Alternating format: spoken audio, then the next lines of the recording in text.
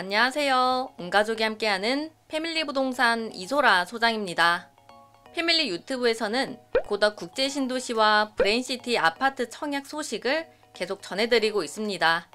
그래서인지 청약 관련한 문의가 많이 오고 있는데요.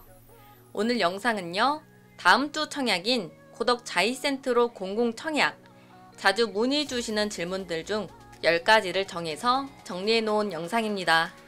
그리고 저희 패밀리에서는 카카오톡 오픈 채팅방도 운영 중에 있는데요. 들어오셔서 함께 소통하면서 궁금하신 내용 함께 대화해 보셔도 좋을 것 같습니다. 패밀리 부동산은 아빠, 엄마, 딸, 사위, 그리고 여러분과 함께합니다. 올해 규제가 대거 해제되면서 평택 고덕 국제신도시도 조정 대상 지역에서 해제되었는데요. 그리고 분양가 상한제 지역에서도 해제되었습니다. 그에 따라 전매 제한 기간도 완화되고 실거주 의무 기간도 폐지되는 방향으로 추진되고 있습니다. 먼저 A5블록 고덕 자이센트로, 제가 전 영상에서 모집 공고 일정과 타입, 입지, 분양가 등을 설명드렸었는데요. 상세 내용은 위 네임카드를 누르셔서 영상을 확인하시면 되겠습니다. 먼저 자이센트로는 공공분양입니다. 민간 분양과는 다르게 무주택자여야만 청약 신청이 가능하고요. 자주 문의 주시는 내용과 미리 알고 청약하시면 좋을 내용 몇 가지 정리해 보겠습니다. 먼저 공공분양은 민간 분양과 다르게 자격 조건과 소득, 자산의 기준이 있습니다. 그리고 가점이 아닌 납입 인정 금액이 높은 순으로 당첨이 되는데요. 그리고 민간 분양보다 특공 비율이 훨씬 높아서 대부분이 특공으로 청약이 진행됩니다. 자이센트로의 경우에도 총 569세대 중 특별 공급이 480세대, 일반 공급이 89세대로 공급됩니다. 먼저 일정은요, 특별 공급이 3월 27일, 일반 공급 1순위가 3월 28일입니다. 특별 공급 요건이 되시는 분들은 27일 특별 공급 청약을 넣으시고 다음날 1순위 청약일에도 청약을 넣으시면 되는데요. 그리고 단독 세대인 분들도 청약 신청이 가능합니다.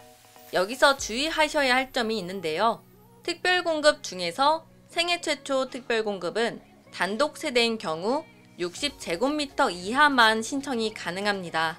그런데 자이센트로의 경우에는 전세대 84 타입으로 공급되기 때문에 단독 세대는 생애 최초 특공이 불가하다는 점 참고하시고요.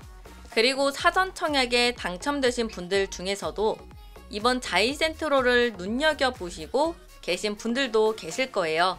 작년 고덕 국제신도시는 사전 청약으로 공공청약과 민간 청약 여러 단지를 진행했었는데요.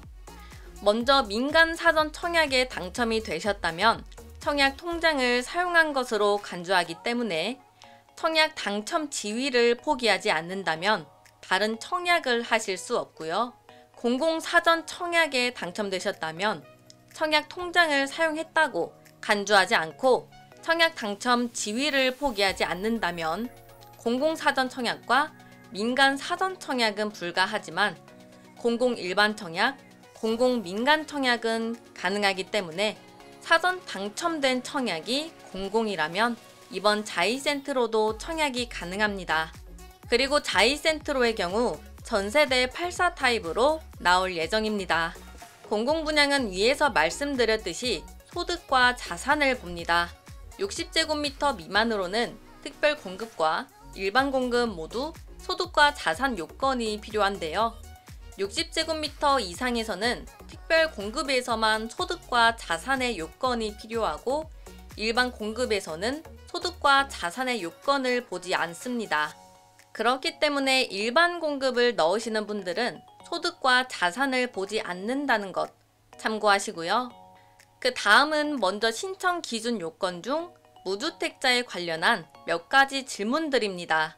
공공분양은 민간분양과 다르게 무주택자 요건이 들어갑니다. 설명 전에 우선순위부터 설명드릴 건데요. 먼저 당해 30%, 경기도 20%, 기타 지역 50%로 나누어져서 우선 공급이 됩니다.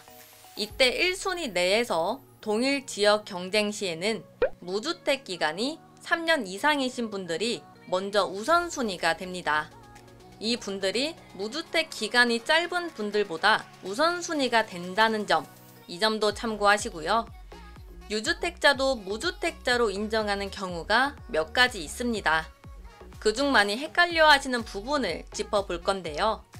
만 60세 이상의 직계 존속이 주택을 소유하고 있는 경우에는 무주택자로 봅니다. 그렇기 때문에 부모님, 즉 60세 이상의 직계 존속이 주택을 가지고 있으시다면 무주택자로 인정되기 때문에 청약을 넣으실 수 있으세요. 단 노부모 부양 특별 공급에서는 주택수가 산정되기 때문에 이 특공만 제외가 되겠습니다. 그리고 이 무주택 자격 유지를 언제까지 해야 하는지도 가끔 문의 주시는 내용 중 하나인데요. 결론부터 말씀드리자면 특별 공급의 경우에는 계약 시까지 유지하시면 되고, 일반 공급의 경우에는 입주 시까지 유지를 하시면 됩니다. 그리고 미분양 미계약 줍줍으로 분양권을 소유하고 계신 경우, 이 경우에도 청약 신청이 가능합니다. 대신 미분양을 증빙할 수 있는 서류가 필요하고, 미계약 줍줍이어도 그 안에서의 경쟁이 발생했다면 청약 신청이 안 되기 때문에 이 부분 꼭 확인하시고 청약하시기를 바랍니다. 그리고 고덕 자이센트로의 전매 기간은 3년이고 거주 의무 기간은 없습니다. 재당첨 제한 기간은 10년이 있고요. 이 거주 의무 기간이 없는 이유는 실거주 폐지법에 의거한 기간이 아니라 분양 가격이 인근 지역 주택 매매 가격이 100% 미만에 해당하지 않기 때문에 거주 의무 기간이 존재하지 않습니다.